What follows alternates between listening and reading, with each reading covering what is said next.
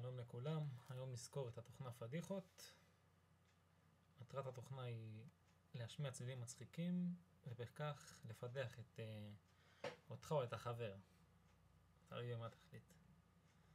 אוקיי, אז מה יש לנו? יש פיקר שיש פה כל מיני צלילים מצחיקים כמו פתיחת בירה למשל,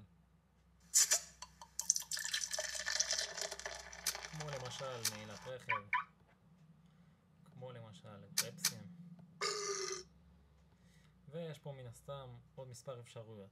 יש פה אפשרות של 5 שניות כאשר נלחץ עליה יופיע לנו אפשרות של 5 שניות, כמובן שאפשר לעצור אותה, ואחרי 5 שניות נשמע צליל.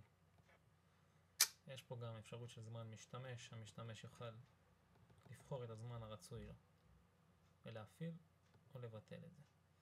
יש פה אופציה של צחק על החבר, כאשר לוחצים על זה נפתח אופציה של 5 שניות, מטמינים כביכול את המכשיר ואז הורים לחבר לבוא ולהזיז את המכשיר. בזמן שהוא מזיז את זה הצליל מתבקע ונשמע. יש פה עוד אופציה של אפשרות לשקשק את המכשיר, ואז השקשוק יהיה רנדומלי או ישיר, או שיהיה שקשוק עם זמן או בלי זמן, ואפשר לשחק פה עם האפשרויות וכל פעם לראות את המכשיר, דבר מאוד שימושי ונחמד. יש פה גם עוד אופציה כמובן לראות את ההוראות ואת כל מה שעכשיו אני אומר, ואפשר לשלוח לנו מייל אם יש בעיות או הצעות או כל דבר אחר.